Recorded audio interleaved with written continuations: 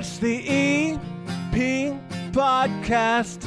All things Evergreen Park. It's the EP Podcast. Evergreen Park. Spring has sprung way too early, and we're at the barn. I'm not complaining. It's weird. It's like I know there's snow coming in April because we're getting good weather this week in Evergreen Park. Mary Kay Nielsen is here, and I'm actually here at her place of employment, the barn here in Evergreen Park. How are you? How could you not resist being out on a beautiful day like this? Do you really want to be at the bar? I mean, I like the bar. Don't get me wrong, but no, I'd rather come here and do my show. This is everything. You know, I come here and visit all the time, and I'll be honest. Like, there are times where I'm like, oh, I gotta lug the camera out. I got to go see somebody else to do the interview. Yeah. You're the one I enjoy the most because I'll be honest with you, like, this barn is cooler than most people think that it is. Like, you always give me a little tour like I haven't been here before, and I'm always like, okay, I'll go see this again. And because I love it. But you have like this visitor center that's in there that is just the neatest little, like, it looks like a classroom, really. Like, you could probably bring classes in here for field trips and things like that. But, like, if any kid comes by, like, you have little kids today, it's a Monday, and their grandparents are walking around the barn to check out all the animals. You know, it's a free experience in Evergreen Park with all kinds of things for kids to do. And that was one of the things that we just looked at right now. Tell me a little bit about that. Right. So, you know, I mean, my background is an educator, right? Yeah. Librarian as well. And so when we were able to secure the visitor center, I went right out there and I pulled my teaching supplies in. We have got like a bug center for, you know, so it's meant to be nature centers. It's meant to teach you a little bit about the barn and about the area surrounding the barn.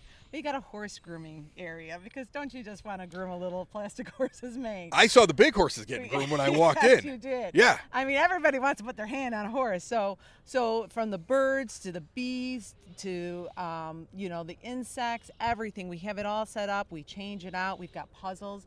And that's what I want. I wanted to provide a place where grandparents can come, your stay-at-home moms, your little ones can come in. You can sit with them. You can do it. There's a coloring station.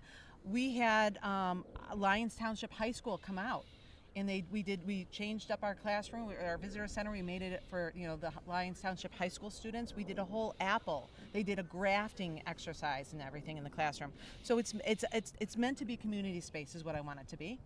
I use it for the Aero students who are for ages 14 through 22. We're going to be doing planting this week, our seeding. So it's meant for all these wonderful things, and it's meant for people to come out and enjoy it and experience it. What people don't understand when they drive by it here at 91st in California is how sprawling everything is. You have the barn here, but then you have multiple pastures, multiple pens, because you have to rotate the animals through because they're going to eat the grass. They're animals. Yeah. They're going to make it a mess, and it needs a chance for that area to heal afterwards. Right. And you're doing an awful lot with how much acreage is this right now? So we are only about like a little bit more than 1.5 acres, which Okay. we could use more What's space. the normal for 2 horses, some goats, some roosters, a bunch of chickens? For 2 horses, you want to figure an acre for each horse. Okay. And then a little some. Okay. Okay. So that is one of the things that we struggle with because right now we're only using these 2 pastures, and like you said, they use the fence line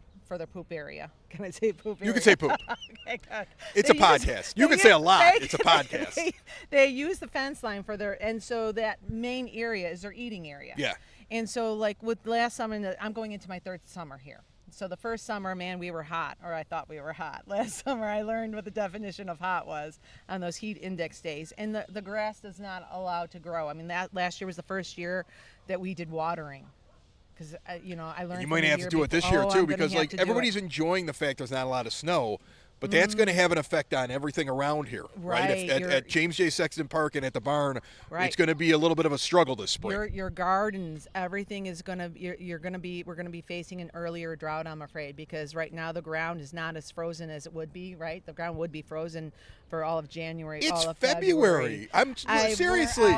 I feel like I have too much on right now. It's going to be over 70 on Tuesday. Right. So we are going to run into the issue with trying to I love it. Drive the Look, Kubota the right barn, now. the barn runs. I can't tell them all to stop. We I stop can't. for nobody. Yeah, I can't tell them to stop working. Right? I mean, the horses are eating over my shoulder. People are walking by. Yeah. Yelling, hi. Yeah, there's people Kubota just- goes people up just- to the. It's a beautiful day. People see two people with microphones. They're like, "Hey, what's going on, guys?" Yeah, we're doing nothing. We're just standing here. That's all we're doing. All right. So yeah. it'll be an interesting time for you. How was the winter overall? Because I think I asked you this going into the winter, what it's like for these animals in the cold, and the elements, and does it become like something where nobody comes by and sees you and they get lonely? Like, how was the winter? I do get lonely. We have our frequent visitors, and that's a beautiful thing. But people don't realize that, you brought up an important part. When people drive up and down 91st, they don't often see the animals because right now we're in the dry lot. Yeah. Okay, behind the barn. And we will spend our morning here right now. There's no grass out there to eat. So they're eating their hay right now. So when people drive by and they go, oh, the animals aren't out. Well, yes, they are. They're just in a different spot. Okay? I'm going to move in case anybody's looking on the camera. On the YouTube channel, so they can see the horses. There's our it's beautiful. Right. not the most I flattering forget, shot yeah. of that one there, but yeah. Hey, that's our turkey girl. Don't mess with her. So the animals are in the dry lot behind, so you can always see them. They're out every single day. The wintertime, again, the barn. Although people go like, "Hey, they got heaters." No, we can't heat the barn. It has to be no more than 10 degrees warmer. But they're than animals. outside. They live outside. So I can't heat the barn. Horses used to run through the Great Plains They here do. in They still America, do. and they did not put them indoors No, in a heated. no. Like the Native Americans did not bring them inside of something where they provided heat for all the No. animals in the plains. Like And they survived the winter. They grow their coats. Nature tells them what to do. Right. So if I go ahead and I heat the barn, I'm going to be messing up that internal business of them.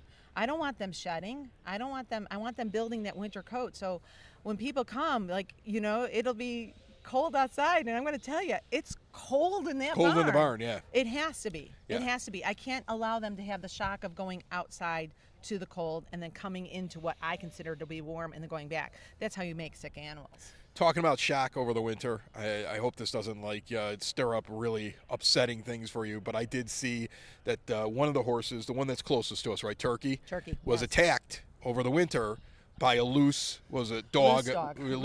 Pit bull. Right. And you showed me some pictures that I understand why you haven't made the pictures public, because they're upsetting. I mean, there were chunks taken out of this animal. It's as if he heard me talking about him. He walked over here. Or she. Come on, baby. Yeah, she heard us Come here, baby. talking, and then she walked over, and you can actually still see the patch, and it's large. I mean, it's like about this big if you're watching on the video. That was just a chunk taken out of the side of her, and there was more than one by a loose dog. Yeah, and this is a dog that didn't have a leash on. I don't know what the owner was thinking. This is a working barn. I mean, seriously, folks, I see this all the time where I live. I don't understand why you think that your dog is like the exception of the rule. Keep the dog on the leash, because you never know when a dog is going to do something a little bit different than what you expect, and that leads to this animal getting hurt. Dogs are animals, and I think what we also have to take into account is everybody else in the world. While you might be comfortable with your dog, and I own dogs, and I'm comfortable with my dogs, people outside are not. Right. And this is a park where people are walking. And so I've seen more than once somebody, or they'll come to me and say, there's a dog out there, and they don't want to walk around the pond. And it's crazy too, because you have a dog we park have a right dog here park. at James J. Sexton Park. Right. I mean, if I could Yeah. turn the camera, it's like what, It's- 50 feet away, yes. an enclosed pen for you to let your dog run around Yes. free. I don't know why you think the dog should run around in this pen when that's the dog pen Right. over there. It's crazy to me Right. that happened, and it's an absolute shame, and hopefully it doesn't happen again. But look, from my own personal experience, we have a dog. The kids think the dog's the smartest dog in the world. Like, our dog's the smartest dog. I know our dog is dumb. All right, I know he's a dumb dog. I hope your dog he's doesn't see cute. this podcast. He's cute, but he's dumb. He knows he's dumb. Okay, and that dog, like when we go to the lake cottage, we have a big open area where nobody's going to be around, and that's the only time I let that dog go be free. Right, and it's a highly trained dog. I would never let that dog walk down 99th Street. Like that dog is like small and would never hurt a fly. It's definitely not like the kind of dog you describe, which is like a big muscular dog that's known for like biting. Not that they're all bad, but I mean, but that's the thing. And And like I know better than to let mine Right. walk around without one. I think so. Look, Right. it's beautiful out. It's dog Right. walking season. Put the dog Dog on a on a leash, leash. because Yeah. otherwise, look, think about what could Right. happen here. You just and what I think people don't understand either is a dog's reaction to a horse's. Like I don't know what preceded the attack. Right. And I don't know what happened at Dog the could have end. gone to play. Horse accidentally moves, bumps dog. Or- Dog thinks right. it's under Or attack. the Dog horse, bites the horse. horse was running because Right. a lot of times they'll run through the pasture, and that just so there's no way of knowing Yeah. what precipitated the attack. But You the know what would attack work? was You know what would severe. work if you added sniper towers up here. I'm just saying. PETA would be mad at me for saying that. I'm trying Sniper to be towers. one with nature here. Anyway, And now, you ready? yeah, Oh, I'm ready. This is gonna be. I started with chickens. Okay. Right. I hatched chickens. Right. in What a are you library- hatching now? In a library. I am going to be hatching again this year. Okay. So April 16th, I am picking up 24 eggs. And we are going to candle them, and we are going to hatch them here at the barn. What are you going to do with 24 chickens? So here's the good thing. This is for through Are the you four- guys for the cooking four- chicken here this yeah, summer? We are. Get out the Sweet Baby Rays. Even Turkey thought that was funny. From a hatcher to smoker, We're gonna it's the cover it barn all. experience in the summer of 2024.